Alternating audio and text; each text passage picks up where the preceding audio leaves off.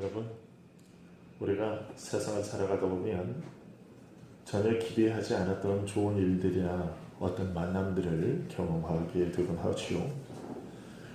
그럴 때 우리는 우연히 또는 다행히라는 말을 사용해서 그런 상황들을 설명하곤 합니다. 우연히 또는 다행히라는 이런 말은 그런 상황들을 표현하는데 매우 간단하면서도 적절한 표현처럼 사용되고 인식됩니다.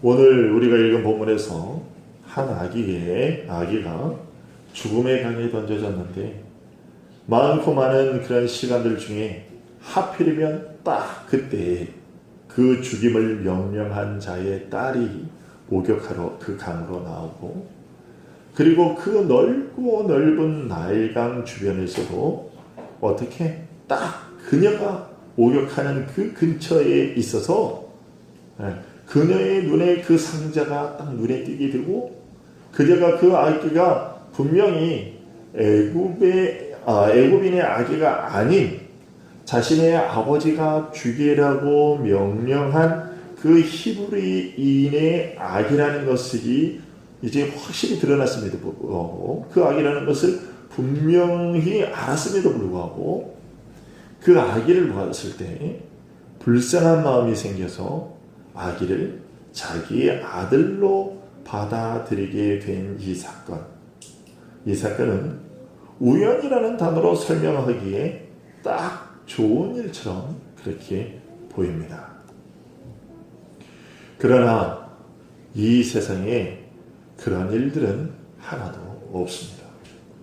다시 말해서 아무런 인과관계가 없이 뜻하지 않게 일어나는 일, 그런 일이나 뜻밖의 일이 잘 되어서 운이 좋게 일어나는 일, 그런 일은 없다는 것입니다. 설령 우리들의 눈에는 그렇게 보일지 몰라도 성경은 이 세상의 모든 일은 그런 우연들이 아니라 하나님의 영원한 작정과 은밀한 섭리에 의해서 이루어지는 일이라고 우리에게 알려주고 있습니다. 히브리서 2장 10절은 이렇게 얘기합니다. 만물이 그를 위하고 또한 그로 말미암았다. 즉, 이 세상의 모든 만물의 존재 목적은 하나님을 위하여 있고, 또 그것들의 존재 이유 역시 하나님으로 말미암아 존재한다고 분명하게 선포하고 있습니다.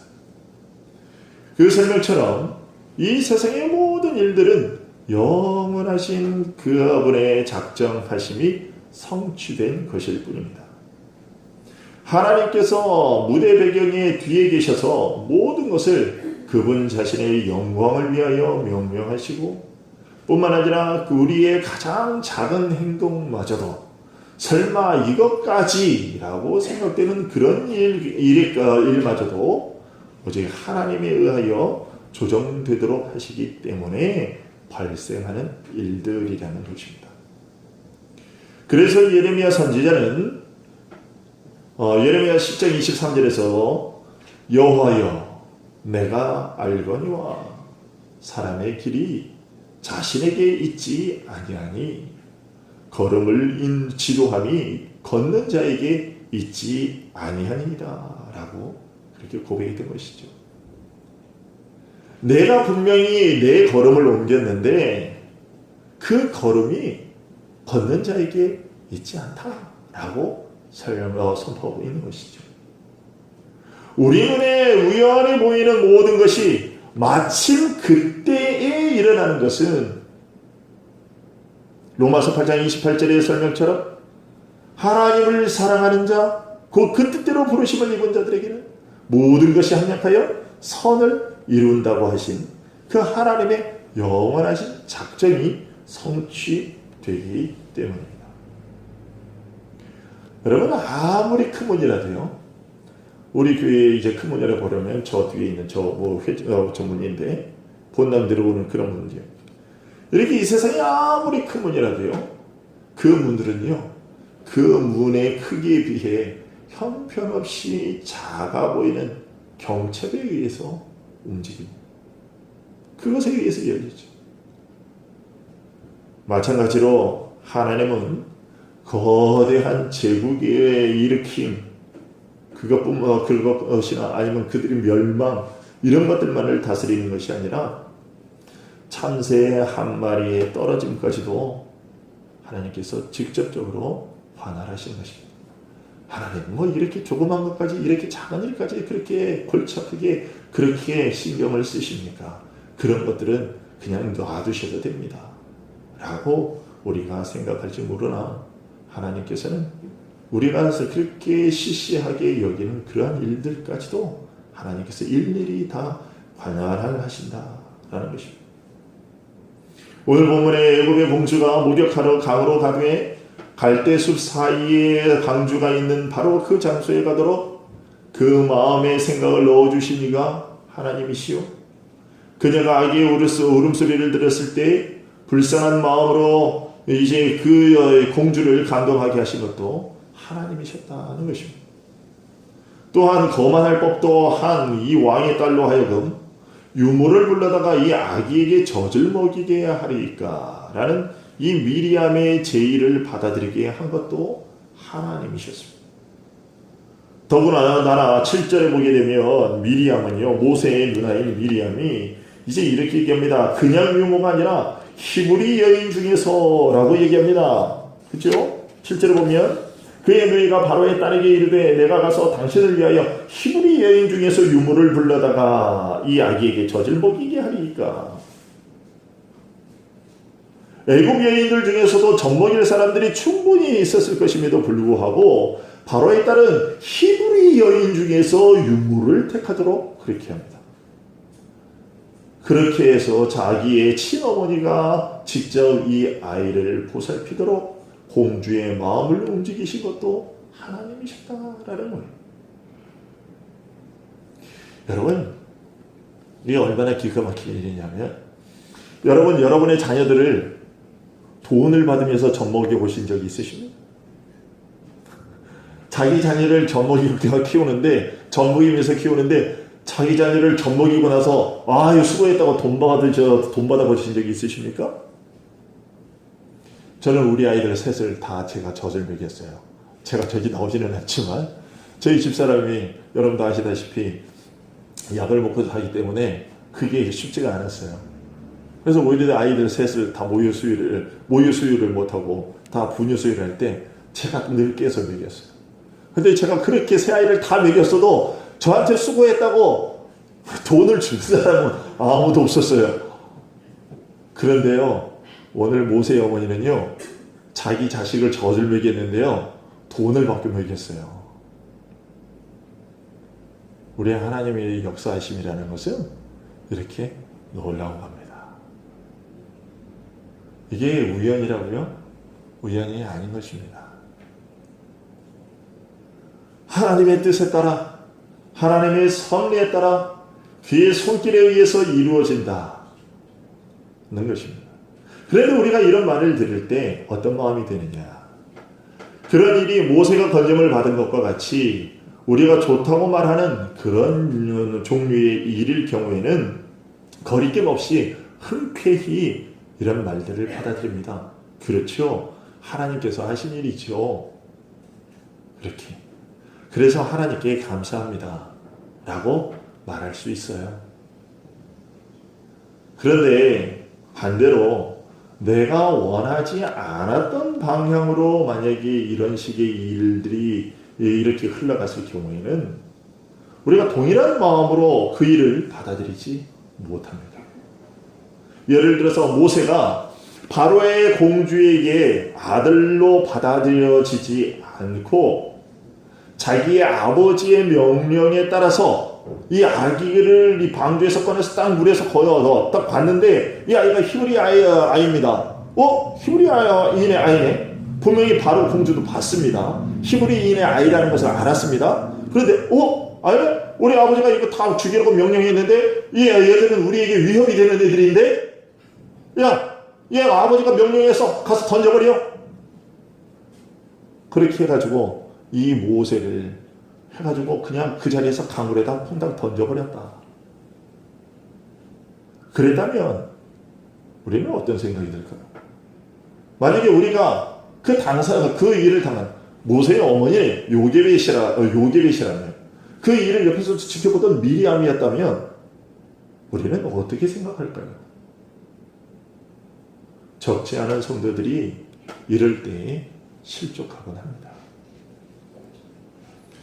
오늘이 주일인데 지난 3일 전, 4일 전에 이번 주 지난 목요일 며칠 전이죠. 지난 목요일에 제가 오랜만에 동기 된 어떤 동기 목사님에게 전화를 받았습니다. 오랜만에 전화를 주었길래 무슨 일이냐고, 또 뭐 여름철이니까 혹시 부산에 휴가라도 왔나 그래가지고 무슨 일이냐, 어떻게 오늘 전화를 다 줬냐고 그랬더니 소식을 들었냐는 거예요. 그래서 깜짝 무슨 소식? 그랬더니 제가 이제 신대원에 입학하기 전부터 알고 지내고 또 신대원에 입학해서도 함께 지내고 또 저에게 여러 가지 뭐 학업적으로도 뭐 이렇게 도움을 주고 했던, 그리고 또 신대원을 졸업하고 나서는 같은 교회에서 또 함께 사역했던 이 선배 목사가 여수에서 익사사고를 당했다는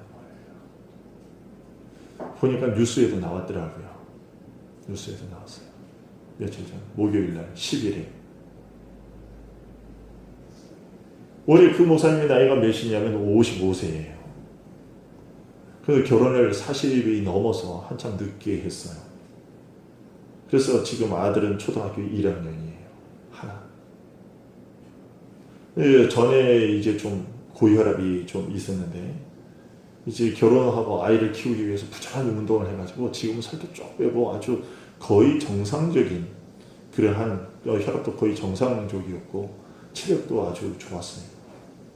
그런데 그랬던 사람이 갑자기 죽었다고 하니까 그것도 자신의 생활 터전이 아닌 서울이 아니라 객진 여수에서 죽었다고 하면서 그런 소리를 듣고 왜? 라는 것이 갑자기 그런 질문이 나왔죠. 그래서 얘기를 들어봤더니 이번 여름에 원래 휴가를 받아서 이제 원래는 다른 지역으로 놀러 가려고 했다는 거예요. 그런데 그 자기가 세웠던 계획이 뭐 이렇게 틀어져서 이제 여수에 있는 또 외국에서 이제 미국에서 유학하다가 알게 된 그 다른 교단의 그런 이제 친구 목사가 있는데, 아는 지인 목사님이 있는데 그 목사님은 이제 스쿠버 다이버 강사였다는 거예요. 그래서 그 전부터 스쿠버 다이빙을 그분한테 좀 배워서 이렇게 좀 하고 있었고, 그래서 이번에도 이왕 그런 김에 또 연락이 닿아서 그럼 그곳으로 또 놀러 가자 그래가지고 갔다는 거예요. 그래서 첫날, 둘째 날 잘 스쿠버 다이빙하고 가족끼리 잘 놀았어요. 그리고 이제 마지막 날, 셋째 날, 그날도 이제 들어갔는데 동료 그 목사님하고 같이 들어갔다는 거예요. 그래 들어가서 서로 이렇게 하다가 좀 중간에 헤어졌는데, 그래서 이 목사님은 스쿠버 다이버 강사 목사님은 이제 당연히 올라왔겠거니 하고 자기 올라와서 갔더니 없더라고요. 안 올라왔냐? 안 올라왔대요. 들어가 봤더니 찾지 못하고 뭐 구급대에 연락해서 다시 사람들이 와서 찾았는데 그렇게 돌아가신 거예요. 물속에서. 여러분, 우리가 계획했던 휴가 일정이 그렇게 틀어져서 난처했는데 그때 마침 더 좋은 곳에서 휴가를 즐기러 오라는 연락을 받고 아무 일 없이 재밌게 즐기고 돌아왔다면 우리는 하나님의 도우심의 손길이 있었다, 감사하다, 이렇게 좋아할 거예요. 그러나 금방 말씀드린 것처럼 그런 일처럼 그 반대의 일을 당했을 경우에도 우리는 과연 그것을 고분고분하게 인정하고 받아들일 수 있을까? 결코 쉽지 않은 일이에요. 세상 사람들은 이런 식으로 우리가 얘기를 하면 성질을 내고 반발합니다. 그런 일을 행하는 신이라면 그런 신은 나쁜 신이라고, 차라리 그때는 우연이라는 말이 또는 재수없게라는 말이 더 위로가 되는 것처럼 그렇게 보이기도 합니다. 그러나 그것은 참된 위로가 아니고요, 하나님께 대한 정당한 태도도 아닙니다. 우리는 무슨 일에 있어서도, 어떤 안타까운 일에 있어서도 하나님의 섭리가 거기에 있다는 것을 잊어서는 안 되는 거지요. 우리의 생각을 오직 거기에 딱 맞춰둘 때, 우리의 안테나를 거기에 딱 맞춰둘 때, 주파수를 거기에 맞출 때만이 우리의 마음이 혼란스럽지 않은 그러한 평화를 언제든지 누릴 수 있다라는 것입니다. 목요일에 익사사고 당한 그 선배 목사님의 일이 안타깝고 가슴 아픈 일인 것은 사실입니다. 그러나 그것이 그저 아무런 목적 없이 만약에 우연히 일어난 일이라 한다면 여러분, 세상에 그와 같이 허망한 일이 어디 있겠습니까? 그러나 성경은 말합니다. 그의 경건한 자들의 죽음은 여호와께서 보시기에 귀중한 것이로다 라고 얘기를 해요. 왜 그렇습니까? 그것은 이렇습니다. 시인은 그 이유에 대해서 이렇게 얘기합니다. 내가 생명이 있는 땅에서 여호와 앞에 행하리로다. 여러분, 지난 주일에 말씀드린 것처럼 우리가 지금 사는 이 세상은요, 죽음이 지배하는 땅이에요. 죽음의, 육체의 죽음이 넘쳐나고 영혼의 죽음이 넘쳐나는 곳입니다.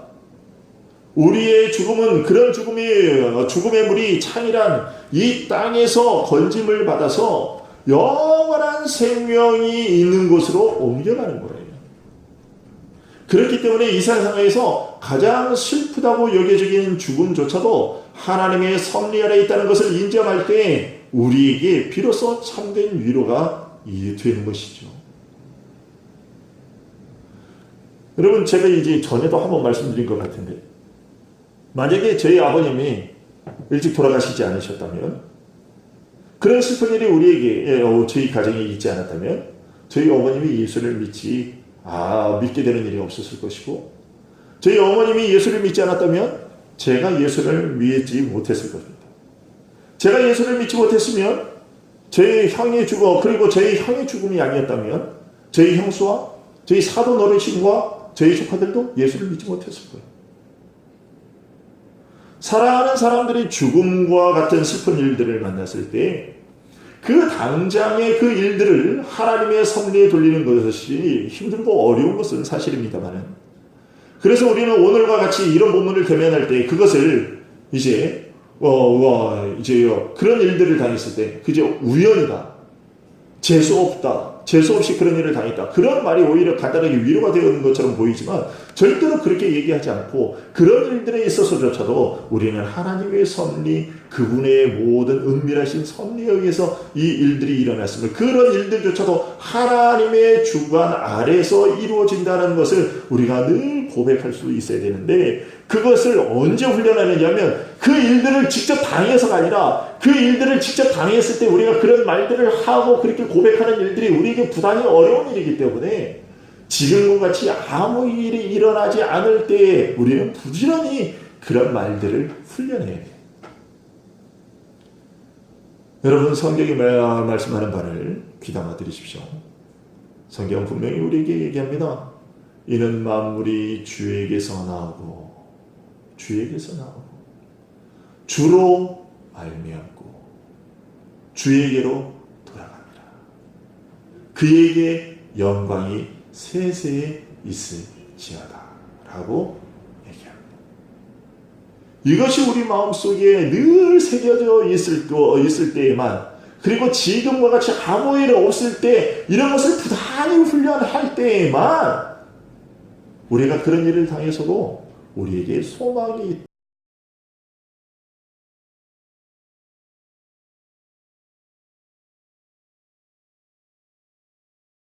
하나님의 뜻하여도 하나님의 섭리가 있었다. 우리가 그렇게 고백할 것이 아니고, 그와 반대되는 일이 있을 때에도 우리가 거기에 기꺼이 순복하고 그것에 대해서 하나님께 영광이 되도록 하기 위해서는 지금 이때에 훈련해 나가는 거예요. 이렇게 하나님께서 당신의 섭리로 모든 사람들을 다스리는 동안에 그의 선택하신 자들을 특별히 돌보심으로써 또 하나님 자신을 영예롭게 하시고 또 우리들의 구원과 도움을 하나님께서 주의 깊게 지켜보신다는 것을 우리는 굳게 신뢰하고 있어야만 하는 것입니다. 그래서 모세가 건진받은 이 사건은 우리를 하여금 바로 이것을 요구하고 있는 것이죠. 정말 귀여운 동생 모세가 이제 석 달밖에 안 됐으니까 얼마나 귀엽겠어요? 그렇죠? 그 귀여운 정말로 그 귀여운 동생 모세가 바로의 공주에게 발견되는 순간 방주가 어떻게 되나 지켜보고 있던 모세의 누나 미리암의 마음이 어땠을까요? 그 순간 미리암의 머릿속에는 발견되어도 하필이면 바로의 공주에게 발견되다니 이제 내 동생의 생명은 끝났구나 하는 그런 생각이 들지 않았을까요? 그렇죠? 지금 명령이 어떤 명령이 내려져 있는 상태입니까? 태어나면 다 죽이라는 명령이 내려졌어요. 그런데 그것을 발견한 그 동생을 발견한 사람이 누구예요? 하필이면 그 명령을 내린 바로의 딸이에요. 그 순간까지는 이 미리암이 무슨 생각을 했을까요? 끝났다. 혹시나 하나님께서 살려줄까 하고 여기에 놨더니 에이고 그러기는커녕 하필이면 발견돼도 왜 하필 바로의 공주냐? 이런 생각이 그 순간에 딱 들었을 거예요. 그러나 미리암의 생각은 빗나가고 말았습니다.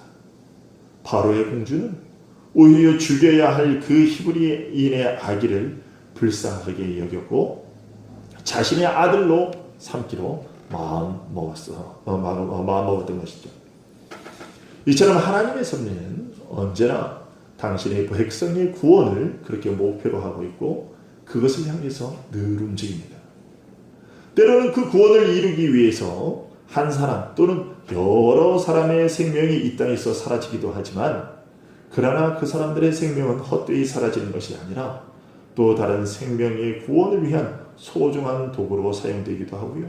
동시에 그들로 하여금 이 땅에서의 모든 수고를 마치고 지극한 기쁨과 즐거움이 있는 곳으로서의 영원한 쉼이라는 상으로 베풀어지는 것이죠. 이렇게 하나님의 은밀한 섭리에 의해서 건진받은 모세는 바로의 궁에서 성장하게 되었습니다. 그리고 그가 40세에 되었을 때에 동족들을 돌보고자 하는 마음으로 밖에 나갔습니다.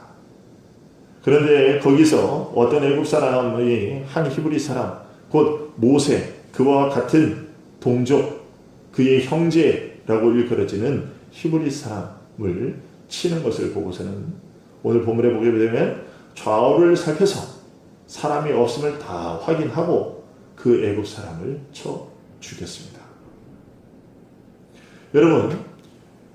여러분 모세의 이 행동이 어떻게 생각되십니까? 모세가 왜 그랬을 것이라고 생각하십니까? 모세의 이런 행동에 대해서 성경은 이렇게 평가하고 있습니다. 사도행전 우리 7장을 한번 볼까요? 오늘 본문이 되면 오늘 본문의 이 모세의 행동에 대해서 성경은 뭐라고 얘기하는가? 사도행전 7장 21절입니다. 같이 한번 찾아서 읽어보도록 하겠습니다. 사도행전 7장 21절입니다. 찾으셨나요? 같이 한번 읽겠습니다. 21절 시작. 버려진 후에 바로의 딸이 그를 데려다가 자기 아들로 기름에 모세가 애굽 사람의 모든 지혜를 배워 그의 말과 하는 일들이 능하더라. 나이가 40이 되었네. 그 형제 이스라엘 자손을 돌볼 생각이 나더니 한 사람이 원통한 일 당함을 보고 보호하여 압제받는 자를 위하여 원수를 갚아 애굽 사람을 쳐 죽이니라. 그래서 오늘 본문에 모세가 애굽 사람의 감독한 한 사람을 쳐 죽인 것은 무엇 때문이었다고요? 무슨 생각 때문이냐고요? 자기 형제인 이스라엘 자손을 돌볼 생각이 나서 돌보고자 하는 마음, 즉 그들을 사랑하는 마음, 동족 히브리 사람을 사랑하는 마음에서 행한 일이었다라고 그렇게 알려주고 있습니다. 그러면 모세는 왜 이런 마음을 품게 되었을까요? 왜 내가 저 사람을 구해줘야 되겠다? 왜 저 사람을 돌볼 생각을 했을까? 거기에 대해서 히브리서 11장은 이렇게 알려줍니다. 히브리서 11장으로 가볼까요? 히브리서 11장 24절입니다. 히브리서 11장 24절입니다. 찾으셨나요? 그러면 24절부터 같이 한번 읽겠습니다. 24절 25절입니다. 시작. 믿음으로 모세는 장성하여 바로의 공주의 아들이라 칭함받기를 거절하고 도리어 하나님의 백성과 함께 고난받기를 잠시 죄악의 낙을 누리는 것보다 더 좋아했다라고 얘기합니다. 모세는 애굽의 궁전에서 공주의 아들로 화려하고 안락한 그런 환경 속에서 자라났습니다. 그러나 모세는 그런 것에 자신의 마음을 두지 않았다고 얘기를 하고 있어요. 이렇게 어떻게 모세는 그러면 궁전에 있는 그런 영예와 안락을 또 그 화려한 삶을 마음에 두지 않을 수 있었을까? 히브리서 11장은 무엇라고 알려줍니까? 24절에 무엇 때문이라고요? 믿음으로. 11장 24절은 믿음으로 모세는 장성하여 라고 얘기를 하고 있습니다. 믿음 때문이었다고 사도는 알려주고 있습니다. 여러분, 사람들이 이 세상을 살면서 정말 살기 힘들다, 정말 살기 힘들다 이런 얘기들을 많이 해요. 그죠? 그렇게 사람들이 정말 힘들다 살기 정말로 죽을 만큼 힘들다 이런 얘기를 하더라도 이 세상은요 사람들에게 참 매력 덩어리예요. 얼마나 매력 덩어리냐, 그것을 알려주는 말이 바로 이거예요. 우리 속담 중에 이런 속담이 있죠. 개똥밭에 굴러도 이승이 난다. 사람들이 살기 힘들다 그래도 아이고 나 죽었으면 차라리 죽었으면 좋겠다 이렇게 얘기를 해도 이런 속담이 있다는 얘기는 이 세상은요 사람들에게 참 매력적이라는 그런 것을 알려주는 얘기예요. 그러나 모세는 그렇지 않았다고 얘기를 하고 있어요. 그에게 이 세상에서의 화려함은 관심의 대상이 아니었다고 히브리서는 얘기를 해주고 있어요. 그의 관심사는 무엇이었는가? 성경은 그의 관심사는 하나님의 약속이었다. 믿음으로라고 얘기를 하고 있는데 도대체 뭘 믿었다는 거예요? 그가 하나님의 약속을 믿었다는 거예요. 그는 하나님께서 아브라함과 이삭과 야곱에게 하신 그 약속, 그 언약을 알고 있었어요. 그리고 그것을 믿었던 거예요. 400년 후에 너희가 나갈 것이다 라고. 그런데 모세가 자라면서 알았겠죠. 뭘 알았을까요? 지금 자신의 때가 몇 년이라는 것을요. 이제 400년이 거의 다 났다. 하나님께서 약속하신 그때가 가까웠다. 그리고 그가 자라면서 그가 자기의 신분을 알았을 거예요. 자기 어머니한테 젖먹으면서 자라나면서 알았을 거예요. 네가 이렇게 구원을 받은 애다. 너는 이렇게 강에 버려졌는데 그런데 이렇게 살아났어. 그런데 왜 그렇게 살아났을까? 그것은 네 엄마가 생각하기에 하나님께서 너를 통해서 뭔가 큰 일을 이루시기 위해서, 그래서 네가 바로의 공주의 그 많고 많은 사람 중에 그렇게 거기서 그렇게 건짐을 받았을 거라. 엄마는 그렇게 미워한다. 이런 얘기를 그가 알았을 거예요. 왜냐하면 우리가 지난주에 봤지만 히브리서 11장에서는 모세의 부모가 어떻게 길렀다고요? 모세를 믿음으로 길렀다고 그랬어요. 믿음으로. 그런 것들을 알고 그렇게 가르쳤고, 모세도 그 지금이 그와 같은 때라는 것을 알았고, 자신의 신분을 보건대 지금 자신의 신분으로는 충분히 그런 일을 이룰 수 있을 것이라는 그러한 그때라는 것을 알았던 것이죠. 여러분, 우리가 이 세상에 미련을 두지 않고 살아갈 수 있도록 우리를 그렇게 만들어주는 것, 그것은 믿음인데 무엇에 대한 믿음이냐면 하나님의 약속에 대한 믿음이에요. 그 약속이 없다면 우리가 어떻게 이 매력적인 세상을 그냥 그렇게 모세처럼 아무것도 아닌 것처럼 여기고 살아갈 수 있겠어요? 믿음이 없으면 이 세상에서 우리가 개똥밭에 굴러도 이생이 낫다 하는 그 속담처럼 계속해서 이 세상에 머물러 있으려고 할 거예요. 그러나 믿음의 눈으로 바라보면 이 세상은 아무것도 아닌 거예요. 이 세상의 삶은 정말로 허망한 거예요. 우리 눈에 보이는 그 화려한 것들이 아무것도 아닌 거예요. 무엇에 비하면? 하나님께서 우리에게 주시겠다고 약속하신 것에 비하면. 그리고 우리에게 주신 것에 비하면 하나님께서 우리에게 주신 것이 무엇입니까? 우리가 창세기를 통해서 다 배웠어요. 뭡니까? 하나님 자신이에요. 하나님 자신을 우리에게 주셨어요. 나는 너희 지극히 큰 상급이다. 세상에 그 어떤 것과도 비교할 수 없는 그러한 상급을 우리에게 하나님께서 당신 자신을 우리에게 내어주십니다. 그 약속은 오직 무엇으로만 봐요? 오직 믿음으로만 보는 거예요. 그래서 믿음이 없으면 모세처럼 그와 같은 삶을 못 사는 거예요. 그런데 우리가 아이러니한 것은, 그런데 이해가 안 되는 것은요, 모세가 지금 분명히 히브리서가 얘기하는 것처럼, 해석한 것처럼, 모세가 자기 종도 이 애굽 사람을 때려 죽이고 자기 동족 히브리 사람을 구원해 준 것, 살려준 것은 무엇 때문이었어요? 믿음 때문이었어요. 그것도 그냥 자기의 어떤 믿음, 하나님의 약속에 대한 그 약속의 내용을 정확하게 알고 있었고 그것을 믿었어요. 믿음으로 행한 일이에요. 그런데요, 오늘 본문에 그 일이 그래서 성공을 했습니까? 아니에요. 실패했어요. 다음날 나갔더니, 또 그 자리에 나갔더니 아무도 없는 줄 알았더니, 그것을 본 사람이 아무도 없는 줄 알았는데 본 사람이 있어요. 목격한 사람이 있어요. 그것도 다 자기 동족 히브리 사람이에요. 근데 그 히브리 사람이 고마워한 것이 아니라 뭐라고 얘기합니까? 야, 네가 어제는 애국 사람 때려 죽이더니 오늘은 왜 나 죽이게? 쳐봐. 나도 죽여서 한번 죽여봐. 네가 도대체 누가 너를 우리의 다스리는 자와 재판관으로 삼았느냐라고 14절에서 얘기합니다. 모세는 믿음으로 한 일이었어요.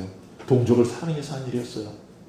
그렇다면 하나님께서 이 일이 성공되게 해주시고 이 일이 계기가 돼서 그렇다면 이제 당신이 우리의 지도자가 되어서 우리가 한번 여기서 한번 벗어나보자 이렇게 했어야 되는 건 아닌가요? 일이 그렇게 되어져야 될 것 같아요. 우리의 생각에.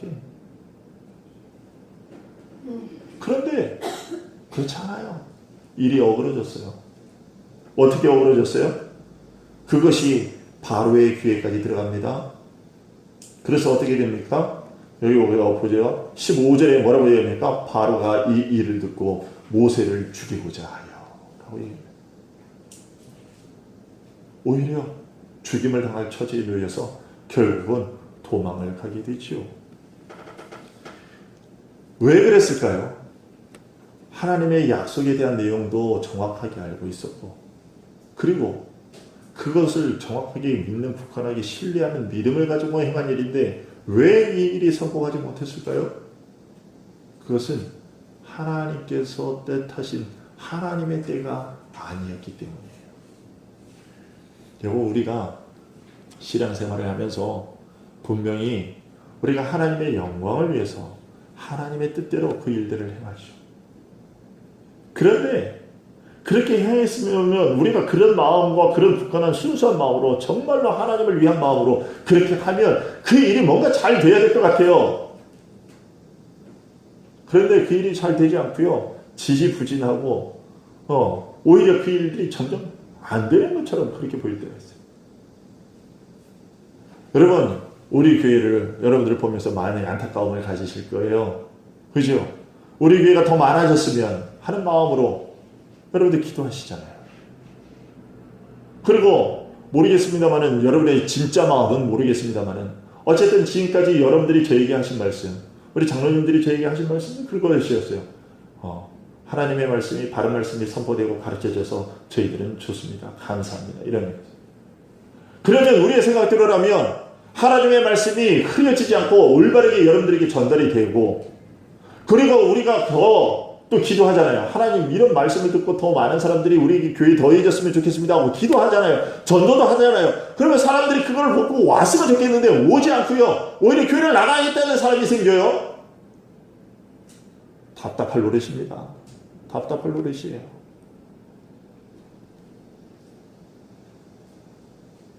그러나요, 오늘 보면 우리에게 알려주고 있어요. 모든 것이 다 하나님의 뜻에 다 들어맞는 것 같고 그렇지만 우리가 생각하는 때와 하나님이 생각하는 때는 다르다. 여러분, 아까 우리가 사도행전 7장을 찾아봤는데, 사도행전 7장 다시 한번 가보겠습니다. 사도행전 7장 가봅니다. 한국에 맞췄습니다.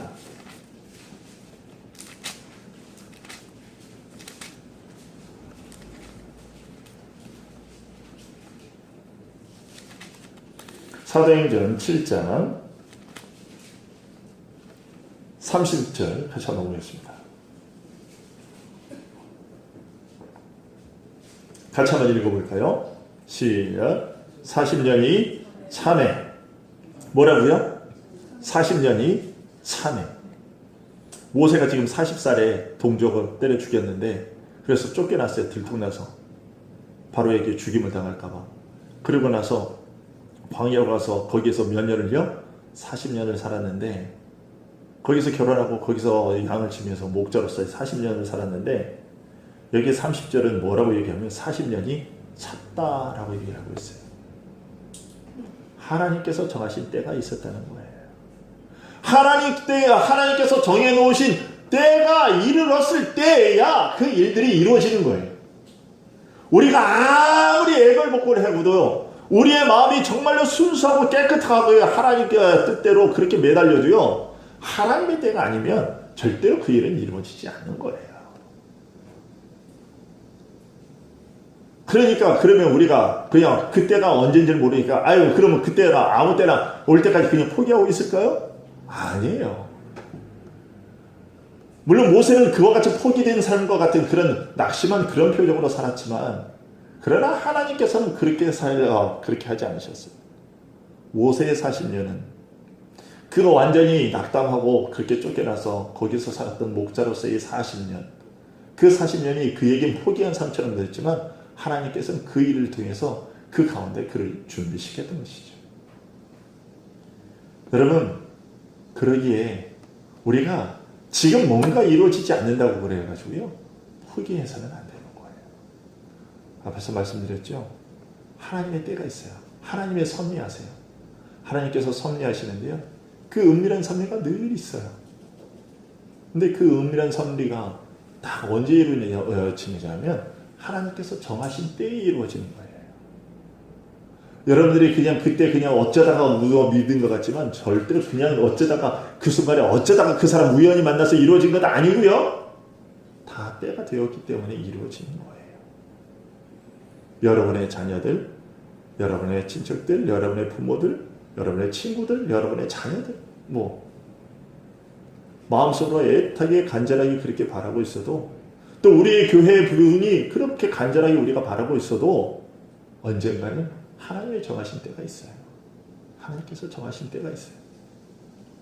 그 때가 언제인지 모르죠. 답답한 건 그 때가 언제인지 모른다는 거예요. 그러나 우리는 포기하지 말고 하나님께서 때가 이르면 반드시 예수 그리스도께서 이 땅에 오신 것도 뭐라고 얘기합니까? 때가 차네. 때가 차네. 그때가 언제인지 모르지만, 심지어 그때가 언제 오느냐면 우리가 죽은 다음에 올 수도 있어요. 우리가 이 세상의 삶을 마감하고 난 다음에 그 때가 올 수도 있어요. 그러나 내 생전에 그때가 오지 않더라도 반드시 하나님의 때에는 그 일들이 이루어질 거라는 것을, 그것이 하나님의 뜻에 부합한 것이라고 하면 반드시 이루어질 것이라는 것을 우리는 굳게 믿고 그때까지 포기하지 않고 끝까지 나아가는 거예요. 그것이 우리들의 삶인 거죠. 그렇게 갈 때 하나님께서는, 그렇게 우리들의 머릿속에서는 모르겠다 하고 포기되어 버릴지 몰라도 하나님께서는 절대로 그렇게 하지 않으세요. 여러분, 모세가 그냥 다 잊어버린 것 같지요. 그러나 모세가 그렇게 잊어버리지 않았어요. 그렇게 살았어도 그가, 여러분 한번 보세요. 오늘 우리가 읽진 않았지만 22절 한번 보세요. 22절. 오늘 보면 22절. 자, 같이 한번 봅니다. 22절 읽습니다. 시작. 그가 아들을 낳음에 모세가 그의 이름을 게르소름이라 하였다. 이렇게. 왜 게르소름이라고 이름을 지었다고요? 내가 타국에서 나그네가 되었습니다. 타국에서 나온. 여러분, 여기서 타국이라고 그러면 어떻게 생각할 때는 지금 모세가 어디에서 살고 있기 때문이에요? 애굽이 아니라. 그러면 언뜻 볼 때는 그럼 자기의 고국을 어디라고 생각하고 있는 것 같아요? 애굽을 자기의 고국이라고 생각하였다고 그렇게 생각이 들 수 있는데, 여러분들 성경을 보게 되면, 히브리서를 보게 되면 모세가 애굽을 자기의 땅이라고 생각했을까요? 자기의 고국이라고 생각했을까요? 아니에요. 우리가 지난번에 보았죠. 야곱의 삶을 보할 때 봤습니다. 야곱이 바로 앞에서 자기의 삶이 130년에 무슨 세월이라고 그랬죠? 나그네의 삶이라고 그랬어요. 모세가 지금 여기서 뭐라고 얘기하고 있어요? 나그네의 삶이라 이렇게 얘기하고 있어요. 나그네의 삶이라. 그것도 타국에서. 히브리서 11장에서 얘기하고 있는 것 같이 아브라함과 이삭과 야곱이 자기들이 돌아갈 본향을 삼아하고 있었던 것처럼 모세 역시도 그렇게 일이 틀어져서 쫓겨서 왔지만 지금 40년 뭔가 계획이 틀어져 있지만 그러나 그는 여전히 그의 마음속에는 뭐가 있었느냐? 하나님께서 약속하신 땅, 그곳이 그의 마음속에 자리 잡고 있었던 거예요. 우리가 생각하던 그러한 일들이 우리의 때가 이루어지지 않더라도 우리는 여전히 이것을 붙들고 있어야 돼요. 무엇을 붙들고 있어야 돼요? 하나님의 약속을 붙들고 그것을 믿음으로 끝까지 바라보고 나아가는 거예요. 그러면 마침내 언제 어떤 일이 일어나냐? 하나님께서 정하신 그때 이 일들이 일어나는 거예요. 구원의 그 일들이. 여러분 포기하지 마십시오. 여러분의 생각하고 있는 그 바들이 먼저는 하나님의 뜻에 하나님의 약속의 말씀에 부합되는 것일 수 있기를 바라고 그것이 정말로 그렇게 확실하다고 그러면 그것을 포기하지 말고 끝까지 인내하시면서 그것을 붙들고 가십시오. 그러면 마침내 하나님의 때, 그 때가 차면 하나님께서 그 일을 이루시기 시작하십니다. 기도하겠습니다. 아버지 하나님, 이 세상의 모든 일들이 정말 하나님의 때에 하나님께서 정하신 뜻에 따라서 이루어지는 것임을 분명히 아버지께서 우리에게 말씀해 주고 계심에도 불구하고 우리는 습관처럼 이 세상 사람들처럼 우연, 다행, 어쩌다가 이러한 말들이 우리 입술에 늘 습관처럼 되어 있고 그것이 너무나 자연스러워서 하나님께 돌려야 할 영광을 하나님께 돌려야 할 감사를 그저 그렇게 흘려버리고 말고 하나님의 은혜를 무시하는 신성모독을 범하는 그러한 죄를 범합니다. 아버지 하나님 이런 우리들의 습성들을 고쳐나가게 하여 주시고 또 우리들에게 비록 어렵고 힘든 일, 우리의 마음이 정말로 슬프고 상하게 되는 그런 일들이라 할지라도 하나님께서 그 모든 일들까지도 다 하나님의 손에 두고 운행하심을 우리가 믿고 그래서 그 일들을 하나님께서 선하게 이루실 것임을 우리가 바라보며 그 슬픔들을 이겨나갈 수 있도록 도와주시기를 간절히 소원하옵나이다. 아버지 하나님 또 혹여 우리가 하나님께서 정하신 때가 오기 전에 우리가 먼저 앞서서 그 일들을 우리의 뜻대로 마음대로 그 일들을 행하지 않게 하여 주시고 항상 하나님의 때에 하나님의 그 호흡에 맞춰서 일하는 그 발걸음에 맞춰 나가는 우리들이 될 수 있도록 도와주시옵소서. 하나님보다 먼저 앞서 나가기도 하지 마시고 하나님보다 하나님의 명령에 또 지쳐져서 순종하는 일도 없게 하시고 늘 하나님께서 원하시는 그때에 우리가 그 말씀에 맞추어 순종하는 우리들이 되게 하여 주시고 인내로서 끝까지 믿음의 경주를 다하는 우리들이 되게 하여 주시옵소서. 예수 그리스도의 이름으로 기도하옵나이다. 아멘.